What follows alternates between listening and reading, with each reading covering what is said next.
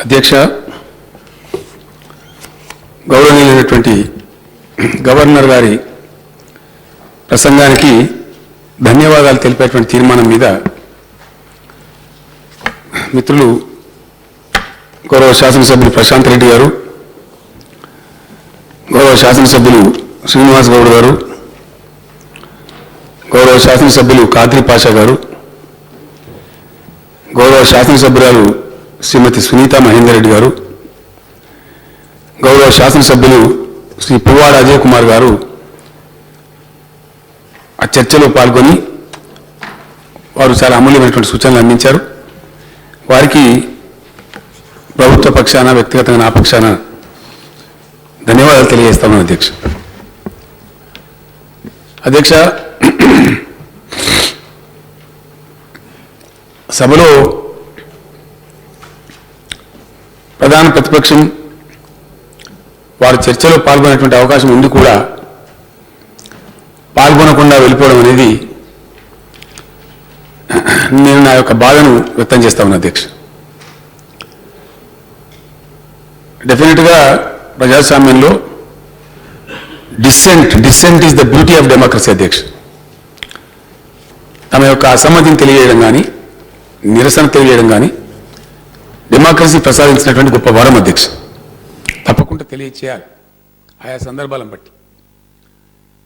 కానీ ఆ డిస్సెంటు సందర్భోచితంగా ఉంటే బాగా రాణిస్తుంది. అధ్యక్ష, అసందర్భంగా ఉంటే అది కొంచెం అవాంఛనీయమైనటువంటి దానికి దారితీస్తుంది.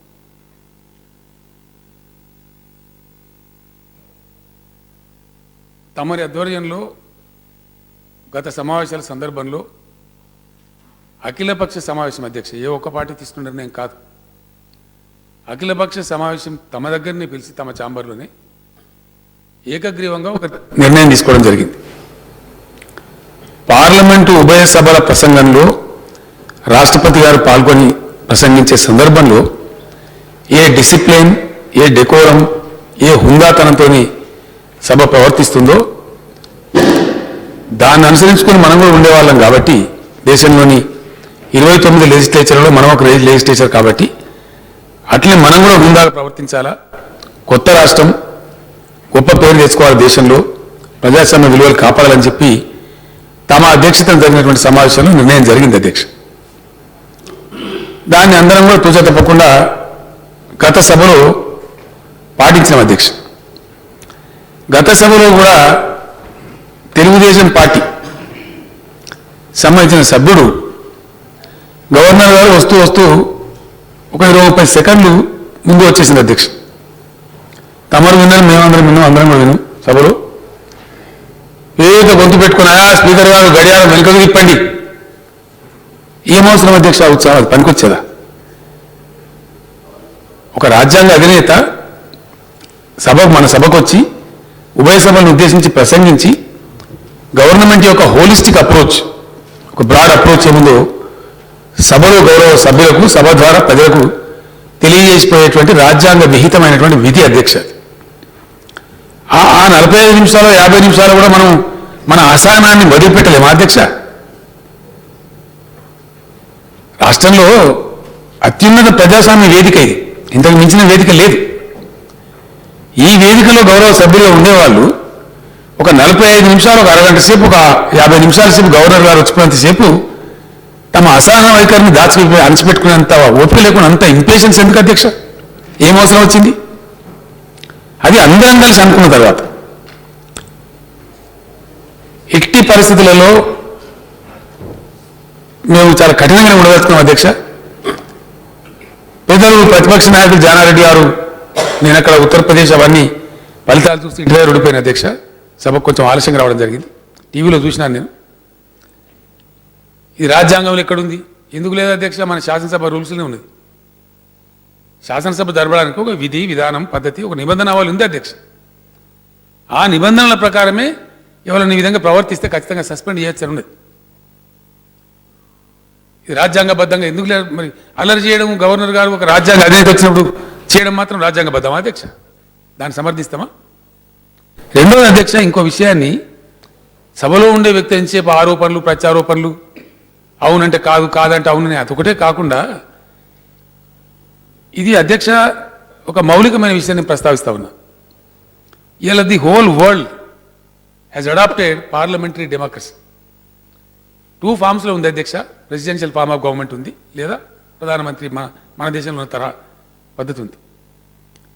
ఎక్కడనో కొన్ని చిన్న మినహాయిస్తే ఆల్మోస్ట్ 95% ప్రపంచం ఈరోజు పార్లమెంటరీ డెమోక్రసీని అడాప్ట్ చేసుకొని ఈ ప్రాసెస్లో ముందుకు పోతూ ఉన్నాయి. ఈ ప్రాసెస్లో ముఖ్యమైన వ్యక్తులు ఉండేటువంటి శాసనసభ్యులు, పార్లమెంటు సభ్యులు, మంత్రులు, ముఖ్యమంత్రులు, ప్రధానమంత్రులు, ఎవరైనా కావచ్చు, ఏ స్థాయిలో ఉన్న వాళ్ళని కావచ్చు, దీన్ని పరిపుష్టం చేసే విధంగా ఈ వ్యవస్థ మీద ప్రజలకు విశ్వాసం పెరిగే విధంగా ప్రవర్తించాలి. కానీ దీని మీద ఒక అపనమ్మకం ఏర్పడే స్థితిలో ప్రవర్తిస్తే అధ్యక్ష, ఇంకోటి ఆయన కిషన్ రెడ్డి గారు భారతీయ జనతా పక్షం వారు మాట్లాడుతూ, భారతీయ జనతా పక్ష నాయకులు వారు ఇప్పుడు గతంలో మీరు కూడా గవర్నర్ గారి మీద దాడి చేసింది కదా, ఇప్పుడు చేస్తే తప్పేందంటారు. అధ్యక్ష, గతంలో అది ఆంధ్రప్రదేశ్ శాసనసభ, ఆంధ్రప్రదేశ్ నుంచి తెలంగాణ విడిపోవాలని చెప్పి చాలా ఉధృతమైనటువంటి పోరాటం యావత్తు తెలంగాణ సమాజం చేస్తున్నటువంటి సందర్భం. అందులో తెలంగాణ సమాజమే మొత్తం పాత్ర వహించి అనేక ఉద్విగ్నతలు, అనేక పతాక సన్నివేశాలు పోయినటువంటి సందర్భంలో జరుగుతున్నటువంటి సభలో ఢిల్లీ నుంచి ఈ సభలో చర్చ కోసం పంపిస్తే జరిగినటువంటి తంతులో జరిగినటువంటి సంఘటన చోటు చేసుకున్న సంఘటన, దానికి దీనికి సంబంధం ఏంటి అధ్యక్ష? ఇది తెలంగాణ రాష్ట్రం ఏర్పడడం, శాసనసభ జరుగుతూ ఉంది, అంత ఏం జరుగుతుంది. ఇప్పుడు ఆ రోజు తెలంగాణ పదం తీసుకుంటానని మీరు తీసుకోవద్దని నొక్కేసిన సందర్భం, తెలంగాణ మాట్లాడదని చెప్పిన సందర్భంలో ఆ ఉద్వేగాలు వచ్చినాయి. ఈరోజు ఏముంది అధ్యక్ష? నేను ఇంకో మాట మనం చేస్తాను, ప్రజలకు తెలియాలి. నేను బాధతో చెప్తా ఉన్నా అధ్యక్ష, ఎందుకంటే ఇదే హీరోయిజం లేకపోతే ఇదే ఏదో పెద్ద మేము సాధించినట్టు అనుకుంటే అట్లా ఎవరేం చేయగలుగుతారు? అందులో ఏముంది అధ్యక్ష? అది పెద్ద గొప్ప విషయమా? ఆ పని చేయడం పెద్ద మాత్రమైన పని అది అధ్యక్ష. చాలా సంవత్సరాల నుంచి సభలో ఉన్న వాళ్ళు గవర్నర్ గారు మాట్లాడుతుంటే వెనక నుంచి కీకేలు పెడతా ఉన్నారు, అరుపులు అరుస్తూ ఉన్నారు, రన్నింగ్ అదేం సంస్కారమా అధ్యక్ష?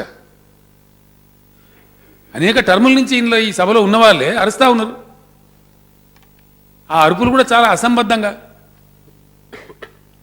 విచక్షణ లేకుండా అరవటం మాత్రమే మా పని, అరిచినంత మాత్రాన్నే ఇది ప్రజలు మేము ఇదో అయిపోతాం అనేటువంటి ఒక అభిప్రాయం. గతంలో మీరు గవర్నర్ గారిని దాడి చేయలేదా అంటే ఇప్పుడు కూడా చేస్తూనే ఉండాలి, జరుగుతూనే ఉండన్నా. ఇంతవరకు సమర్థనీయమైతే అధ్యక్ష. రెండవది అధ్యక్ష, విషయాలు కూడా ఇంకో విషయం కూడా నేను చెప్తా ఉన్నాను. నేను కూడా 40 సంవత్సరాల నుంచి ఉన్న ప్రజా జీవితంలో ఒక ఉద్యమాన్ని నడిపిన నేను 15 సంవత్సరాల పాటు సుదీర్ఘంగా ప్రజాస్వామ్యయుతంగా శాంతియుతంగా ఒక ఉద్యమం జరిపి దాని ఫలితాన్ని సాధించిన వ్యక్తిగా చెప్తా ఉన్నా అధ్యక్ష. నేను బాధ్యతారహితంగా చెప్తలేను. చెప్పే విషయాలు కూడా నేను లాస్ట్ సభలో కూడా అప్పీల్ చేసిన అధ్యక్ష. నిన్న గవర్నర్ గారు మాట్లాడుతున్నారు, ఏ సందర్భం వస్తే ఆ సందర్భంలో ఒక పిల్లి కూత, ఒక అరుపు, ఇది సంస్కారం అవుతుందా? ఉద్యోగాలు, గవర్నమెంటు యాజ్ ఏ చీఫ్ మినిస్టర్గా నేను 2-3 అనుభవాలు చెప్తా ఉన్నా అధ్యక్ష. ఇవి పోవాలి, ఆ స్టీరియోఫినిక్ విధానం బంద్ కావాలి. మనం ప్రజాప్రతినిధులుగా ఉన్న వాళ్ళం, బాధ్యతలు ఉన్న వ్యక్తులు రియలైజ్ కావాలి. మనం మాట్లాడేది అర్థవంతంగా ఉందా, ఏదో అలవోకగా మాట్లాడుతున్నామా? ఒకటి చూసి జనం నవ్వుకుంటున్నారు అధ్యక్ష. ఒక మిత్రుడు నాతో అన్నాడు అధ్యక్ష ఒక సందర్భంలో, ఏమండి పార్లమెంట్లో కానీ శాసనసభలో కానీ మొత్తం భారతదేశంలో అధ్యక్ష, ఒక మన రాష్ట్రం కాదు, పార్లమెంటులో కానీ శాసనసభలలో కానీ బడ్జెట్లు ప్రస్తావించినప్పుడు అధికార పార్టీ వాళ్ళేమో ఆహా బడ్జెట్, ఓహో బడ్జెట్, దీన్ని మించింది లేదు దేశంలో అని వీళ్ళు చెప్పడం, ఇది సప్పగా ఉన్నది, ఇది ఇట్టున్నది, ఇది ఉన్నదని చెప్పి ప్రతిపక్షం చెప్పడం, ఇదే వింటం, ఇది ఏం కారణం సార్ అని అడిగాడు. అంటే ఇప్పుడు భారతదేశం మొదలైన కారణం నుంచి ఈ రోజు వరకు ప్రవేశపెట్టబడ్డ బడ్జెట్లలో ఏ ఒక్క ప్రభుత్వం కూడా ఏ ఒక్క మంచి పని కూడా పెట్టలేదు అధ్యక్ష. అంటే ప్రతిపక్షం అనగానే దాన్ని విమర్శించడమే మా తర్వాయి అనేటువంటి వైఖరే కరెక్ట్ కాదు. అది ప్రజాస్వామిక పరిపూర్ణత అనిపించుకోదు. ద మెచ్యూరిటీ ఆఫ్ డెమోక్రసీలో మంచిని మంచి చెడును చెడు అని చెప్పేటువంటి విచక్షణ విశ్లేషణ కావాలి అధ్యక్ష. That is what the society demands. ప్రజలు మన నుంచి ఆశించేది అది. వాస్తవాలు పక్కన ఉంటాయి, చాలా కఠోరంగా ఉంటాయి. ఇంకోటి అధ్యక్ష, నిన్నటిదాకా అధికార పక్షంలో ఉండి తెల్లారి ప్రతిపక్షంలో మారంగానే మొత్తం అంతా ఆకుపసర దాగి పవిత్రం అయిపోయినట్టు మాడితే ఎట్లా అధ్యక్ష? అరే ఒక అంతు కూడా ఉండాలి దానికి. Everything has its own limit. రాష్ట్రంలో ఇలా ఉద్యోగాల గురించి ఒక రచ్చ, దాని గురించి మహానాయకులు, కాంగ్రెస్ పెద్దలు, భారతీయ జనతా పార్టీ వాళ్ళు, తెలుగుదేశం పార్టీ వాళ్ళు, ఇంకో పార్టీ వాళ్ళు, ఇక ఎర్ర జెండాలో అయితే లెక్కేలేదు. అధ్యక్ష, నేను ఒక మాట్లాడుతూ ఉన్నా, ఎందుకు యువకులలో ఈ అశాంతి మీరు ప్రేరేపిస్తూ ఉన్నారు? ఏం ఆశించి? అధికారం ఎవరికి శాశ్వతం కాదు అధ్యక్ష. పార్టీలు వస్తూ ఉంటాయి, పోతూ ఉంటాయి. Institution is permanent, democracy is permanent, మన హౌస్ పర్మనెంట్, మన గవర్నమెంట్ పర్మనెంట్. వ్యక్తులు మారుతారు, పార్టీలు మారుతాయి, కానీ వ్యవస్థ పర్మనెంట్ ఉంటుంది. వ్యవస్థ matters, the system matters, individuals may not matter. అధ్యక్ష, నేను ఒక మాట ఈరోజు I want to place it on record తమ అనుమతితో. ఇది పోవాలి, ఈ రాష్ట్రం నుండి యువకులకు తెలవాలి, తద్వారా దేశానికి కూడా తెలవాలి, ప్రజలకు కూడా తెలవాలి వాస్తవాలు. తెలంగాణ రాష్ట్రంలో అధ్యక్ష మనకు ఉన్నటువంటి 2011 సెన్సస్ ప్రకారం 1,03,00,000 కుటుంబాలు ఉన్నట్టుగా మనకు లెక్క ఉంది. మనం సెన్సస్ని పరిగణలోకి తీసుకుంటాం కాబట్టి 1,03,00,000 ఉన్నాయి. 60 ఏళ్ళ పరిపాలన జరిగింది. దానిలో తమరు కూడా బాధ్యులుగా ఉన్నారు, నేనున్నా, అందరం ఉన్నాం, సభలో ఉన్న చాలామంది మిత్రులు ఉన్నారు. ఎన్ని లక్షల కుటుంబాలకు ఉద్యోగాలు ఇచ్చినాయి అధ్యక్ష ఈ గత 60 ఏళ్లలో ఈ ప్రభుత్వాలు? తెలంగాణ నిరుద్యోగ యువకులకు నా మనవి, కొంతమంది రాజకీయ నిరుద్యోగుల కోసం మీరు మీ భవిష్యత్ పాడు చేసుకోవద్దు. రాజకీయ నిరుద్యోగులు ఉన్న వాళ్ళు వాళ్ళకి అవసరమైంది ఏదో ఉండి మీ భుజాల మీద పెట్టి తుపాకు గాల్చే ప్రయత్నం వాళ్ళు చేస్తారు. 60 ఏళ్లలో ఈ రాష్ట్రంలో, ఈ తెలంగాణ ప్రాంతానికి, ఆంధ్రప్రదేశ్ రాష్ట్రంలో ఇచ్చిన ఉద్యోగాలు ఎన్ని? మన ప్రాంతం ఎన్ని కుటుంబాలకు ప్రభుత్వ ఉద్యోగం వచ్చింది? వాస్తవాలు ఏంటి? ఎంతమంది అధ్యక్ష? మొత్తం కలిస్తే మన ఉద్యోగులు ఇలా 3 లక్షల మంది. 1,03,00,000 కుటుంబాలుంటే ప్రభుత్వ ఉద్యోగాల కల్పన జరిగింది కేవలం 3 లక్షల కుటుంబాలకు. రిటైర్మెంట్ ఉండేది అధ్యక్ష సంవత్సరానికి 3.5%. అంటే ఒక సంవత్సరం మొత్తం కలిపి 9 నుంచి 10,000 ఉద్యోగాలు ఖాళీలు అయితే ఈ 3 లక్షల మందిలో. ఇవాళ మా నిరుద్యోగుల మీద అతి గొప్పగా ప్రేమ ధారలు వర్షించేటువంటి ఈ పార్టీలు, ఈ ప్రభుత్వాలు, మన 40 ఏళ్ళు కాంగ్రెస్ పార్టీ పరిపాలించింది అధ్యక్ష. 1 కోటి కుటుంబాలకు ఇయ్యలే, ఇచ్చింది ఓన్లీ 3 లక్షల కుటుంబాలకి. ఇది వాస్తవం కాదా? దాని మీద ఉద్యమం జరిగే సందర్భంలో తమరు కూడా నాతో భాగస్వామి అధ్యక్ష. మనందరం కూడా మాట్లాడినాం, అనేక వేదికల మీద చెప్పినాం. ఆంధ్ర ప్రాంతం వాళ్ళు మన తెలంగాణ ఉద్యోగాలు కొన్ని రకరకాల రూపాల్లో కొల్లగొట్టినరు, ముల్కీ నిబంధనలు ఉల్లంఘించినరు. మన రాష్ట్రం మనకు వస్తే తప్పకుండా మనకు చాలా వరకు ఉద్యోగాలు ఖాళీ ఏర్పడతాయి. కొన్ని వాళ్ళు నింపకుండా పెట్టే ఖాళీలు ఏవైతే ఉన్నాయో వాటి అన్నిటిని కూడా చక్కగా చేద్దాం. ఇంచుమించు 1 లక్ష వరకు ఉద్యోగులు మన కుటుంబాలకు దొరికితే మన పిల్లలకని చెప్పిన అధ్యక్ష అనేక వేదికల మీద. మిత్రులు మహబూబ్నగర్ జిల్లా ఎమ్మెల్యే శ్రీనివాస్ గౌడ్ గారు కూడా గెస్టెడ్ ఆఫీసర్స్ అధ్యక్షుడిగా ఉండి ఆ రోజు ఉద్యమంలో ఉచితంగా పాల్గొని ఆయన కూడా అనేక వేదికల మీద అందరం చెప్పినాం. 1 లక్ష మంది పిల్లలకు, యువకులకు తెలంగాణ రాష్ట్రం కనుక వస్తే మనకు ఉద్యోగాలు వస్తాయని చెప్పినాం.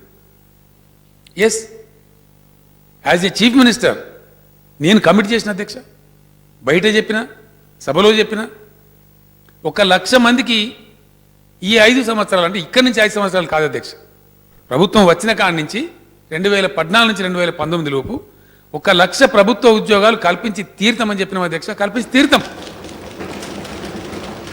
ప్రభుత్వం ఇంత స్పష్టంగా చెప్తున్నప్పటికీ గత 10 ఏళ్ల కాంగ్రెస్ పరిపాలనలో మీరు ఇచ్చిన ఉద్యోగాలు ఎన్నండి?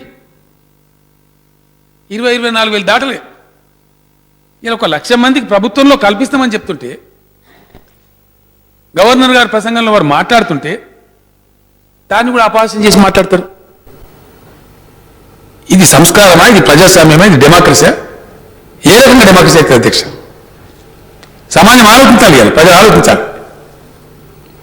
ఈ రకమైన విషయాలతోని మేము ఏదో చేసేస్తామనుకొని ఏదో జరుగుద్ది అనుకుంటే అధ్యక్ష, పేషెన్స్ కావాలి అధ్యక్ష.